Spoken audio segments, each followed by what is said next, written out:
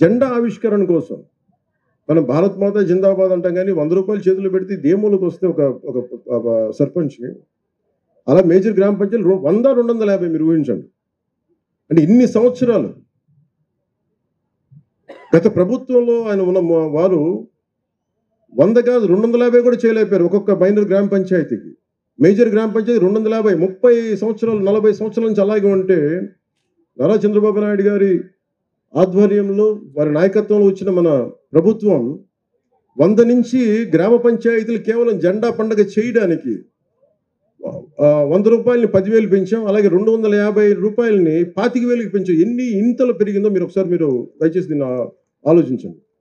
అలాగే పంచాయతీరాజ్ పరిపాలనా వ్యవస్థను మరింత సమర్థవంతంగా మార్చేందుకు DLDO divisional level development officer కానీ MPDO DPO CEO ZP DLPO URD వంటి క్యాడర్స్ని పునర్నిర్మాణం చేసి ప్రజలకి మరింత సమర్థవంతంగా సేవలు అందించాలనే సంకల్పంతో మంత్రివర్గం పరిపాలనా సంస్కరణను ఆమోదించింది.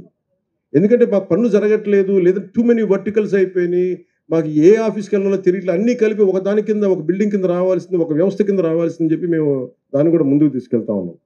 అలాగే మహాత్మా గాంధీ జాతీయ ఉపాధి హామీ పథకం గ్రామీణ ప్రజల జీవితాన్ని మెరుగుపరిచేందుకు ఎందుకంటే మనకు 70% గ్రామాలు మన రాష్ట్రంలో 57.92 లక్షల కుటుంబాలకు చెందిన 97.44 లక్షల మంది ఉపాధి కూలీలకి వారి సొంత గ్రామాల్లోనే ఉపాధి కల్పించగలిగాం.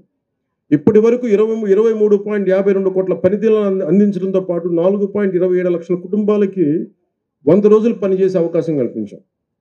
ఈ పథకం కింద ఇప్పటి వరకు 9,597 కోట్లు ఖర్చు చేశాం. అందులో 6,009 కోట్ల కూలీల కష్టానికి వారి శ్రమకి నేరుగా అందించగా 3,588 కోట్లు మెటీరియల్ కోసం, అది కంకర కావచ్చు మిగతా వస్తువుల కోసం. ప్రజలకి ఉపాధి ఆర్థిక స్థిరత్వం కల్పించడంతో పాటు మా నారా చంద్రబాబు గారి నాయకత్వంలోని ఎన్డీఏ కూటమి ప్రభుత్వం ఎప్పుడూ ఒక ముందడుగే ఉంటుంది తప్ప వెనకడుగు వేయదు. గత ప్రభుత్వ హయాంలో 5 ఏళ్లలో 4,276 కిలోమీటర్ల సీసీ రోడ్లు నిర్మించాం. గత ప్రభుత్వంలో 4,000 పైచిలుకు రోడ్లు మటుకు నిర్మించారు 5 సంవత్సరాలు. కానీ ప్రభుత్వం ఎన్డీఏ కుటుంబ ప్రభుత్వం రాగానే 8 నెలల్లోనే గ్రామీణ రహదారి అభివృద్ధిలో దాదాపు 4,000 కిలోమీటర్ల రోడ్లని నిర్మించగలిగాం. ఆల్మోస్ట్ పూర్తవబోతున్నాయి. 1,600 కోట్ల వ్యయంతో నిర్మించి మనకి ఈరోజు రోడ్లు పడ్డాయి. మన కర్నూలు జిల్లా నెంబర్ 1లో ఉంది సీసీ రోడ్లు అంటే. దానికి కారణం మన నాయకత్వ పట్టిమ, అలాగే అధికారుల తాలూకు కెపాసిటీ. కొండ ప్రాంతాల్లో రహదారులు లేకపోతే అసలు డోలీల మీద ఆధారపడే పరిస్థితుల నుంచి ఈరోజు